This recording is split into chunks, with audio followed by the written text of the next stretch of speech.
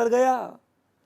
अरे इतना cut off, इतना छोटा कट ऑफ है कि थोड़ी स्मार्टनेस आप सीख लोगे तो फिर आपको लगेगा यार आज भी अगर मैं तो वो रिजर्व कोटा जो बच्चा है SC ST, अगर आज मेरे जो आगे फिजिक्स की ट्रिक भी आएगी, आज के सेशन में कई बातें करनी बच्चों, इसलिए मेरे से जुड़ के रहना, चलते रहना, और जिसने अभी तक मुझे सब्सक्राइब नहीं किया सब्सक्राइब कर लेना।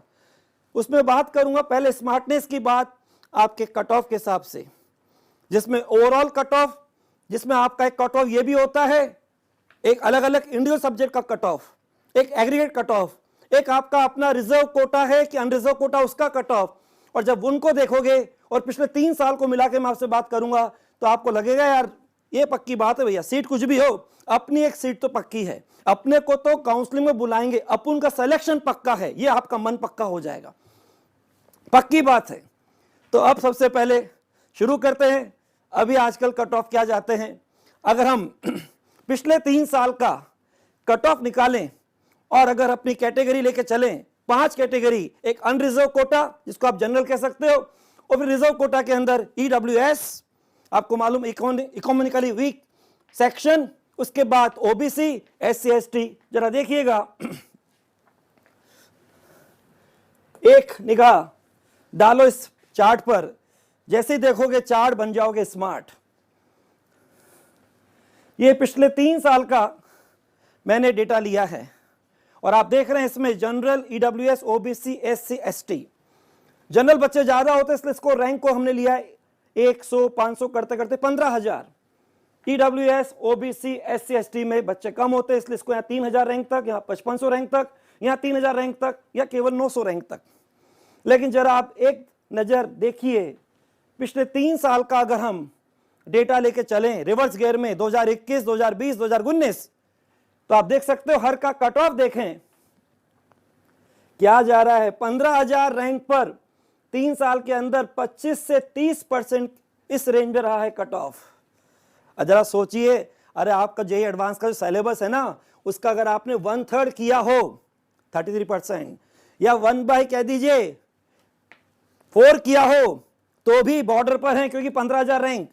और अगर मैं SC ST की बात करूं तो वहां तो मैं क्या बात करूं, जरा देखिए 13 से 15, 15 से 18, कितना आसान है।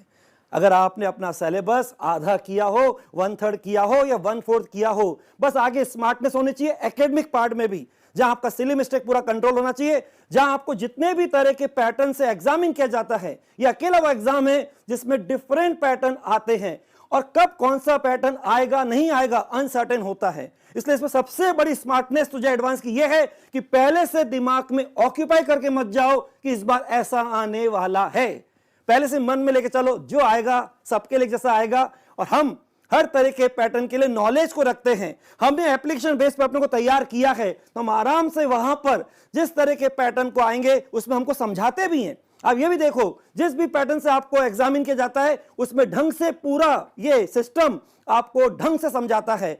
हर पैटर्न में मार्किंग स्कीम क्या है, किसमें कैसी नेगेटिव मार्किंग होगी, किसमें कैसे पार्शियल मार्किंग होगी, ये सब बातें समझाई जाती है। इसलिए सबसे बड़ी स्मार्टनेस है पहले से ऑक्यूपाई करके मत जाओ।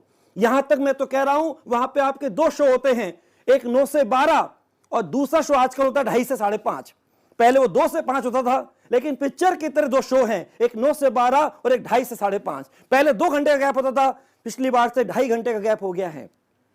इन 2 को मिला दो और बीच के 2 घंटे को भी कर दो, 2.5 घंटे को कर दो, तो लगभग 8 साढ़े 8 घंटे के हिसाब से आपको एक्टिव मोड में रहना है।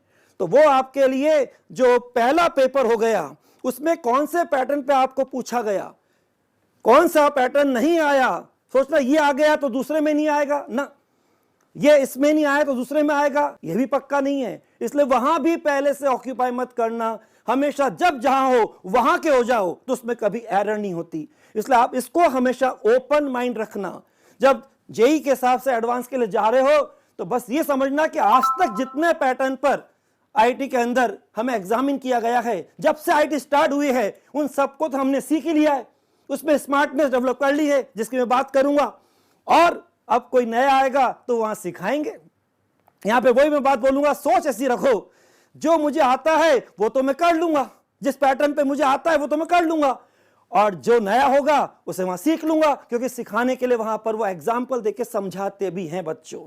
इसलिए सबसे पहले अब दिमाग को ये रखो कि जब जेईई एडवांस के लिए जाओ तो बस इसको पहले से ऑक्यूपाई मत करना। जो बच्चे पहले से इसे ऑक्यूपाई करते उनसे वहां पर ब्लंडर हो जाता है, इसलिए हमेशा इसका ध्यान रखना। अब जरा इस चार्ट को एक बार चाट जाओ, देखो मैं तो कहता हूं इसको दिमाग में बैठा लो। ये स्मार्टनेस साफ दिख रही है कि जेईई एडवांस का कट ऑफ कितना कम होता है।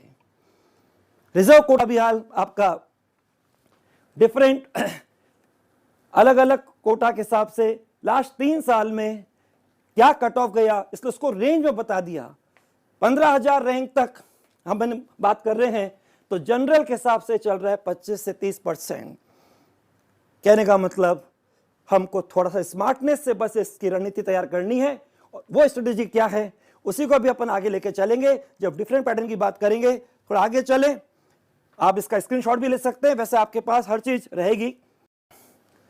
ये मैंने बात करी है 4 साल को लिया है, 2018, 2019, 2020, 2021।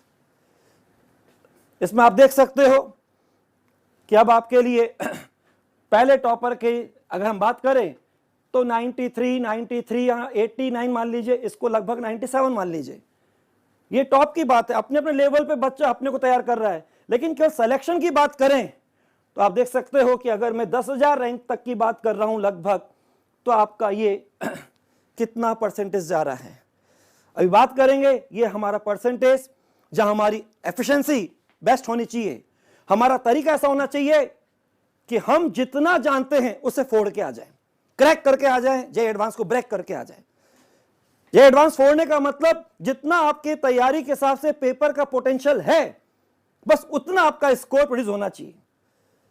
जितना आपका पोटेंशियल है, अगर आपको मालूम पड़ा मेरा पेपर का पोटेंशियल इसमें 55% था तो 54 प्लस कुछ आना चाहिए, यानी 55% था और 40 आ रहा है, 43 आ रहा है, ये नहीं, उसके डिफरेंस को हमें मिनिमाइज करना है। हर बच्चे को अपना मिरर मालूम है, बस ये भी ध्यान रखना कि इसमें कट ऑफ कितना कम होता है। इसलिए मस्ती से अपने उस जगह एकेडमिक रूप से जो सब्जेक्ट का जैसा नेचर है हमने उस तरह से उसको डेवलप करा है, कंसेप्ट को बिल्ड किया है, कॉन्फिडेंस डेवलप किया है, एप्लीकेशन में बिल्कुल तैयार किया है, अब कमांडेबल हो चुके हैं। अब उसमें जितना हमारा कमांडेबल सेक्शन है, हमारा कॉन्फिडेंस का सेक्शन है, बस उसमें हमारा कोई गलत नहीं होना चाहिए, वहां कोई सिली मिस्टेक नहीं होना चाहिए, वहां आपका मिशन होना चाहिए एफिशिएंसी एज ए की फैक्टर 100% एफिशिएंसी होनी चाहिए। बस फिलहाल यहां पर केवल एक आइडिया दिख रहा है आपको, जिसको आप हर जगह चाहो स्क्रीनशॉट ले सकते हो, वैसे आपके पास रिकॉर्ड तो रहेगा। केवल ये बताना है कि आप एक बार फिर देखिए कि अपने 4 साल के हिसाब से टॉप से लेके अगर 10,000 रैंक तक की बात करें तो हमारा कट ऑफ क्या चलता है लगभग। लेकिन अगर आपका कट ऑफ की बात करें तो ये है आपका 2021 के हिसाब से जो लास्ट टाइम, देखो बच्चों ध्यान से क्या कट ऑफ गया था। हर तरह का कोटा बता रखा है यहां पर। यह आपका कॉमन रैंक लिस्ट यानी कि अनरिजर्व कोटा, और उसके बाद से ओबीसी, एनसीएल है, जनरल, ईडब्ल्यूएस है, एससी रैंक है, एसटी है, सभी तरह के कॉमन, पीडब्ल्यू, ओबीसी, जनरल करते करते आपका अगर देखें तो जरा देखो हर सब्जेक्ट के हिसाब से, और इसमें वो लिखा है जिसका कट ऑफ मैक्सिमम था। मालूम पड़ा फिजिक्स, केमिस्ट्री, मैथ्स में अगर मैथ्स सबसे ज्यादा टफ है तो उसका कट ऑफ लिखा है, यानी बाकी का तो कम है। तो यहां पर minimum percentage marks in each subject individual के हिसाब से ये है, और ये एग्रीगेट है मिनिमम परसेंटेज। कॉमन में गया था यानी अनरिजर्व में गया था 5% और एग्रीगेट 17.5%। कितना कम है बच्चों, बस उसको कैसे प्रोड्यूस करना है वो स्मार्टनेस लानी है। आप देख सकते हैं 2021 के हिसाब से जितने भी हमारा कोटा है, हर का एक इंडिविजुअल सब्जेक्ट में कितना मिनिमम परसेंटेज चाहिए उस कट ऑफ को क्लियर करने के लिए, और एक एग्रीगेट तीनों सब्जेक्ट को मिलाकर कितना परसेंटेज चाहिए दिख रहा है। आप देख सकते हो कि रिजर्व कोटा जो आपका एससी एसटी है उसका क्या है। अरे टाइम तो पूरे 3 घंटे मिलेंगे ना हर शो के, उस 3 घंटे में आपको अपनी वो एफिशिएंसी बेस्ट करनी है जिसका आपको जितना आता है उसका स्कोर आना चाहिए, जितना इनपुट है उसके अकॉर्डिंग वो आउटपुट होना चाहिए, यानी कि लॉसेस शुड भी मिनिमाइज होना चाहिए। ये परसेंटेज की बात है। अगर इसके आगे बोलता हूं तो ये मार्क्स की बात आ गई। सोचो क्या मार्क्स है, सोचो मार्क्स है कि क्या है। इंडिविजुअल सब्जेक्ट आपको मालूम है हर में टोटल मार्क्स क्या थे 360 में से। बोलो सर क्या मजाक कर रहे हैं? मजाक नहीं, हकीकत है, ये रियलिटी है। पेपर का लेवल क्या है, टफ है कि रफ से मतलब नहीं है, पढ़ाई किस तरीके से मतलब नहीं है, हम कुछ देर नंबर और परसेंटेज देख रहे बच्चों। जरा देखिए इंडिविजुअल सब्जेक्ट के हिसाब से जनरल कोटा में लास्ट टाइम अगर एक सब्जेक्ट की बात करें फिजिक्स, जिसके कुल मार्क्स थे 120, उसमें 6 नंबर चाहिए। मैथ्स हो कि केमिस्ट्री हो, और मैंने कहा था जिसका कट ऑफ इंडिविजुअल ऊपर था उसी को लिखा है। और अगर टोटल की बात करें आउट ऑफ 360 तो मार्क्स चाहिए 63। आप देख सकते हैं आगे नीचे वाले उसी तरह से जनरल से ओबीसी, फिर general EWS, SC rank, ST rank, फिर कॉमन पीडब्ल्यूडी। ये तो आपको मालूम है जो भी आपके इसमें फिजिकली डिसेबिलिटी वाले बच्चे होते हैं पीडब्ल्यूडी वाले, वो ऊपर से देख रहे हैं कि यही कितना कम है तो बाकी नीचे तो नीचे और कम होता ही जाएगा, नो डाउट। इन सब को दिखाने का मतलब क्या है, ताकि आपको लगे हमारा वास्तव में एग्जाम एक ऐसी स्मार्ट स्ट्रेटेजी चाहता है, ऐसे स्मार्ट रणनीति चाहता है जिससे ये लगे यार 3 घंटे में ये पक्का हो गया, एक सीट से मुलाकात तो होगी, मुझे काउंसलिंग को बुलाया जाएगा। और जो हम बात कर रहे हैं रैंक के हिसाब से 15,000 शुरू में दिखाया था, वहां जनरल कोटा की बात कर रहे हैं, और बाकी को जो दिखाया था वो देख सकते हो उनका जितना, जहां तक हम रिजर्व कोटा अनरिजर्व कोटा को लेकर चलते हैं उसमें वो वहां पे अपना जो भी कट ऑफ आने वाला है उससे ऊपर उनका स्कोर प्रोड्यूस होगा। इंडिविजुअल सब्जेक्ट का जो कट ऑफ आने वाला है उससे ऊपर पहले से स्कोर होगा।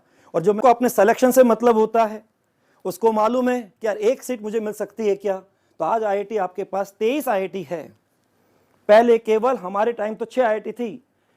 मुंबई, जिसको आज आप मुंबई बोलते हो, बॉम्बे, दिल्ली, कानपुर, उस समय मद्रास, आज चेन्नई बोलते हैं, और एक खड़गपुर, रुड़की अलग होता था, गुवाहाटी नाम की कोई चीज़ नहीं थी, और एक बीएचयू था वाराणसी। बाकी सब ये हैदराबाद और ये आपका इधर जो है गुवाहाटी, इंदौर, फिर तो बात के गांधीनगर, रोपर, मंडी, जोधपुर, धनबाद, भुवनेश्वर, पटना, पलक्कड़, तिरुपति, गोवा, धारवाड़ और भिलाई और जम्मू, ये सब तो बाद में धीरे धीरे खुलती जा रही हैं।